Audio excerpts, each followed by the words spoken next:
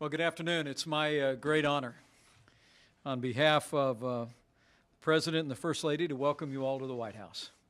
This is a distinguished group of American leaders, governors and members of Congress, and members of our cabinet. And we're grateful to have you all here.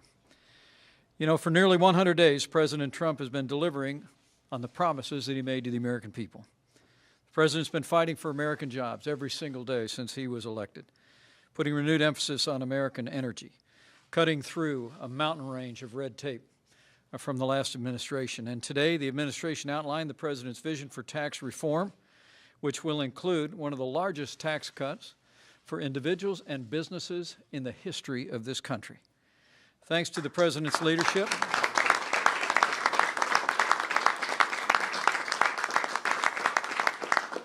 thanks to President Trump's leadership, more than 500,000 jobs have been created in 2017 alone. Businesses and consumers are more confident than they have been in years and by some measure for decades.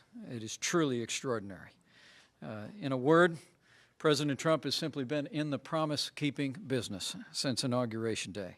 He signed 28 bills into law, the most of any president since 1947, and he'll have signed some 30 executive orders in his first 100 days, including the action today. Well, and today the President is actually delivering on one more of his promises to the American people. Since day one, President Trump has been working tirelessly to uphold the Constitution and restore the proper balance between the states and the federal government. And that's been especially true with the President's focus on education. And as a former governor myself, I've always believed, as the President does, that education is a state and local function, and that decisions in education are best made by parents and teachers and local administrators. The decisions over our children's schools should be made by parents and local administrators, not by politicians or unelected bureaucrats in a far distant capital. The President believes the same thing, and the efforts that he will take today through this executive order will continue that process of empowering our families, empowering our states to ensure that every child in America has access to a world-class education. And so with a grateful heart, I say on behalf of the 45th President of the United States and on behalf of all those gathered here today, it is my high honor and distinct privilege to introduce to you the President of the United States, President Donald Trump.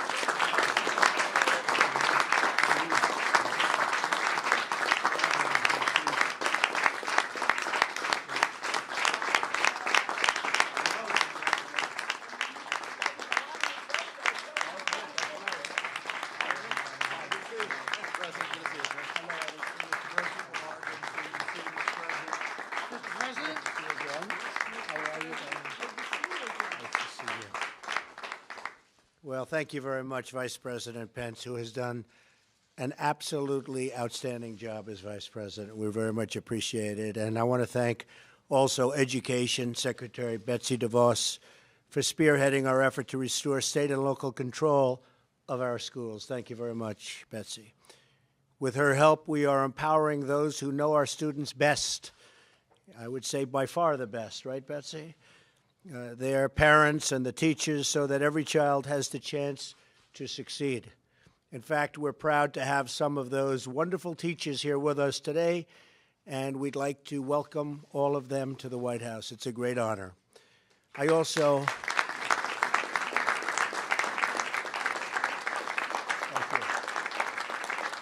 Thank you. Thank you very much.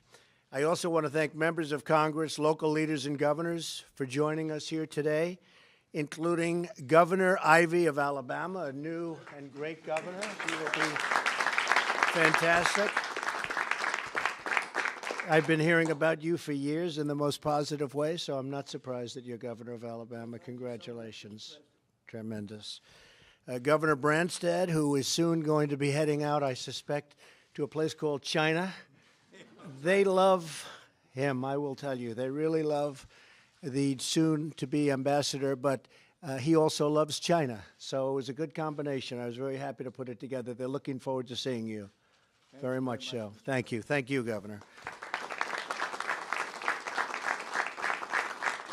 Governor LePage of Maine, Governor Sandoval of Nevada, Governor Herbert of Utah, Governor Meade of Wyoming, We want to thank you all and everyone else for being with us. It's really an honor to have you in the White House. For too long, the federal government has imposed its will on state and local governments. The result has been education that spends more and achieves far, far, far less.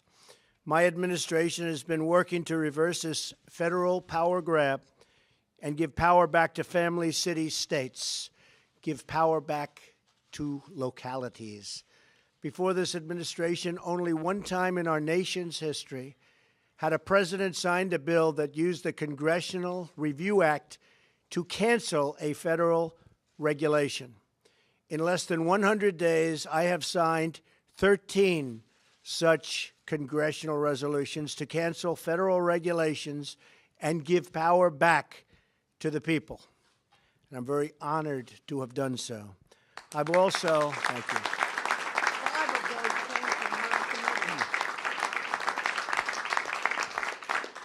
That's true. As you said, 5 have come from your committee. That's exactly right. Good job. I think she's done a good job.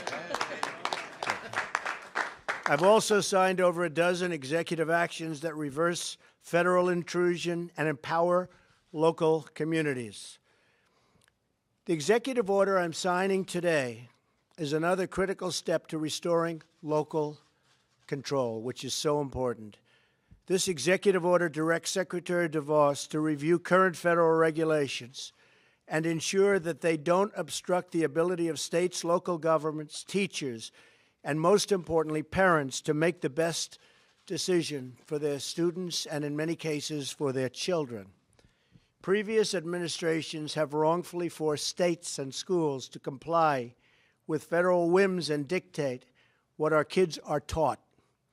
But we know that local communities do it best and know it best. The time has come to empower parents and teachers to make the decisions that help their students achieve success. That's what this executive order is all about. So important. Thomas Jefferson put it best when he said, "I believe the states can best govern our home concerns." With this executive order and the many actions we have taken in less than 100 days, we are providing our states and communities with control over the matters that are most important to them. Together, we are going to fight to give our children the bright and beautiful future they deserve.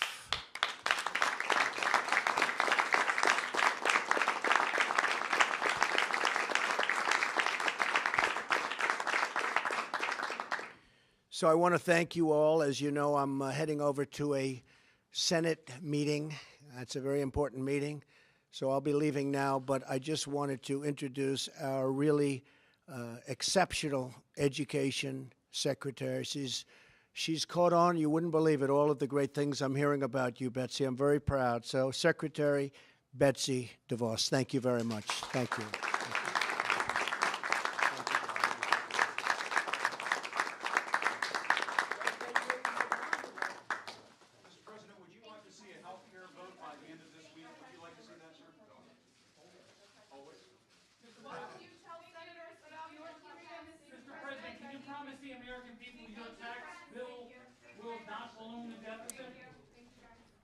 So it has been all of our experience that those closest to the problem are best equipped to solve it.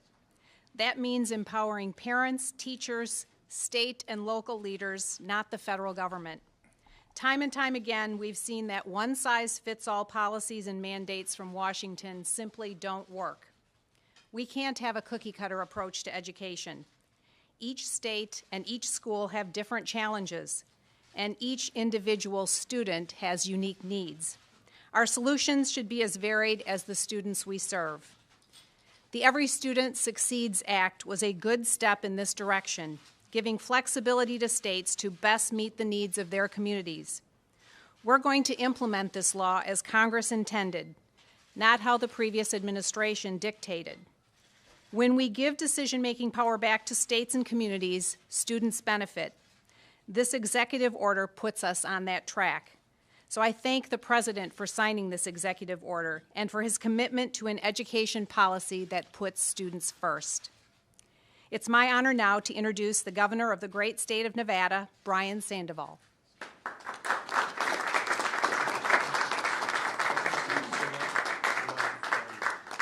Thank you, Madam Secretary. Mr. President. It's going to be a short speech because I just felt I had to stay here. It just got shorter, Mr. President. Mr. Vice President, members of Congress, my fellow governors, representatives, teachers, educators, it really is a privilege and honor to be with you all today. You know, in my home state of Nevada, I often say that what happens in our schools today will determine the future of our great state. And Mr. President, I know that your action today will empower every state to improve our delivery of education. Most importantly, it will allow governors across the nation to ensure that all states serve all students from all backgrounds. Now, as the incoming chair of the National Governors Association, I know that the governors will collectively continue to act as the national voice on federalism. And as the leaders of education in our states, we look forward to working with this administration to ensure our role is reflected in federal policy. Now, over time, the Department of Education's obligations have grown beyond its initial charge, and many well-intended acts resulted in states feeling more and more constrained by federal rules. Today, Mr. President, your signing of this executive order will place the states back in the driver's seat. Thank you, sir.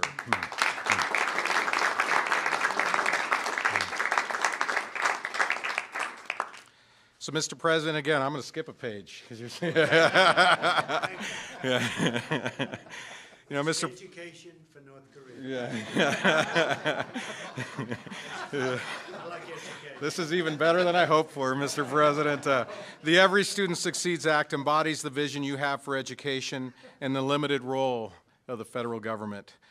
Mr. President, you have changed the game for the better in the United States of America, and for that, I thank you for your leadership. Thank you, ladies and gentlemen.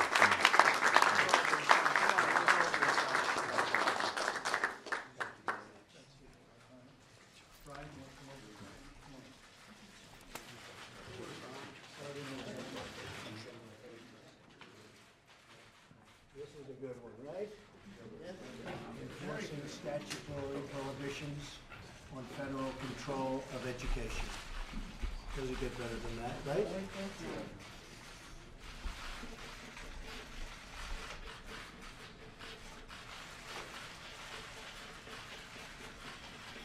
All right, so who should get this pen? Virginia Fine. Or a teacher from Virginia. Yes. You want to do that? Come on. Absolutely.